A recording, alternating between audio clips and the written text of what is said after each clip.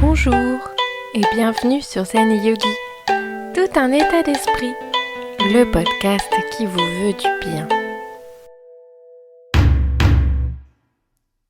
Bonjour à tous les apprentis Zen et Yogi et bienvenue dans ce nouvel épisode de notre podcast de Zen et de bien-être. Je suis Marie, votre guide pour ce voyage vers la sérénité. Aujourd'hui, nous allons parler d'un sujet qui résonne avec beaucoup d'entre nous en ce moment, la rentrée.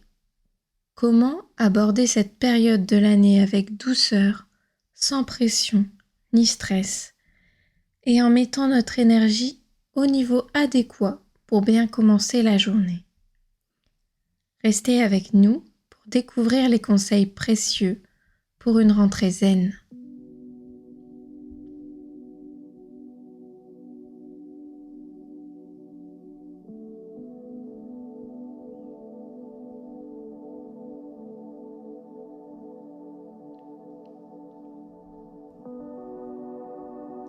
La rentrée peut être souvent synonyme de stress, de listes de choses à faire interminables et de l'impression que nous devons tout accomplir dès le premier jour.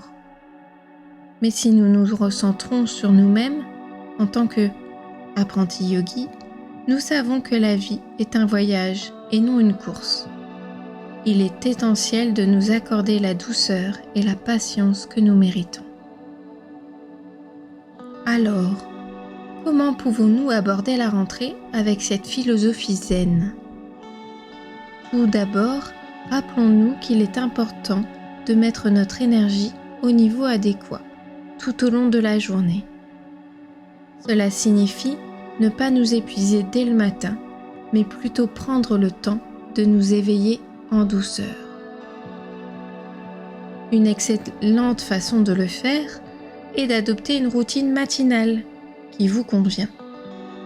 Vous pourriez commencer par quelques étirements ou une méditation courte pour vous ancrer dans le moment présent. Essayez de vous réveiller un peu plus tôt pour avoir un peu plus le temps de savourer votre petit déjeuner et de préparer mentalement votre journée.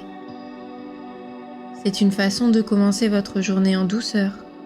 Si vous cherchez à mettre en place certains rituels, vous pouvez aussi écouter mes autres podcasts sur le sujet. Le mouvement est également essentiel. Vous pourriez envisager de pratiquer un sport doux comme le yoga, la marche ou la natation. Ces activités sont excellentes pour réveiller en douceur votre corps et votre esprit, sans le stress d'un entraînement intense. Se mettre à la lumière du jour aide énormément à la recharge d'énergie. On peut citer la méthode du Dr Huberman qui nous invite à prendre un bain de soleil dès le réveil et à retarder sa tasse de café. Rappelez-vous qu'il est plus important de faire un peu chaque jour que de rien faire du tout. Établissez des objectifs réalistes pour votre pratique et progressez à votre rythme. Soyez gentil avec vous-même. Si vous manquez une séance d'entraînement ou si vous ne pouvez pas méditer aussi longtemps que vous le souhaiteriez. La clé est la cohérence et la bienveillance envers soi-même. Il est nécessaire aussi de se rappeler qu'il faut du temps pour mettre en place des changements durables, entre 30 jours et 66, en moyenne selon les études.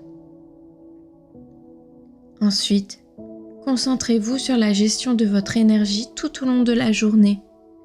Il est facile de se laisser emporter par le rythme effréné de la vie moderne, mais nous avons le pouvoir de choisir comment nous dépensons notre énergie.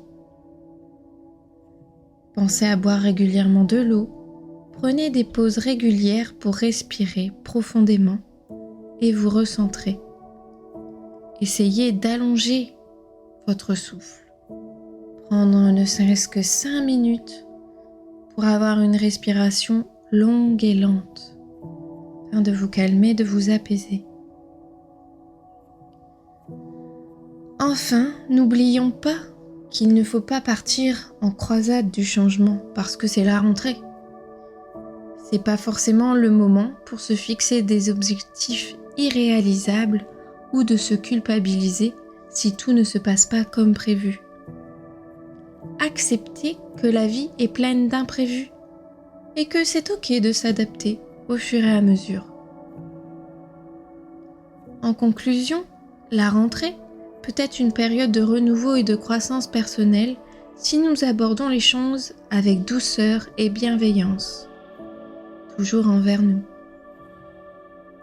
N'oublions pas de mettre notre énergie au bon niveau, de pratiquer des activités douces et de progresser à son propre rythme. Gérer son énergie et il faut se rappeler que le changement est un voyage, pas une destination. N'oubliez pas d'être indulgent avec vous-même. Merci de nous avoir rejoints dans cet épisode de notre podcast Zen et Yogi. Je vous encourage à intégrer ces conseils dans votre vie quotidienne pour une rentrée plus paisible et équilibrée. Jusqu'à la prochaine fois, respirez profondément, soyez-vous doux avec vous-même et restez zen. Voilà, j'espère que cela vous a plu. N'hésitez pas à liker, partager et à vous abonner selon votre plateforme. N'oubliez pas, le bonheur se trouve en vous, alors cultivez-le.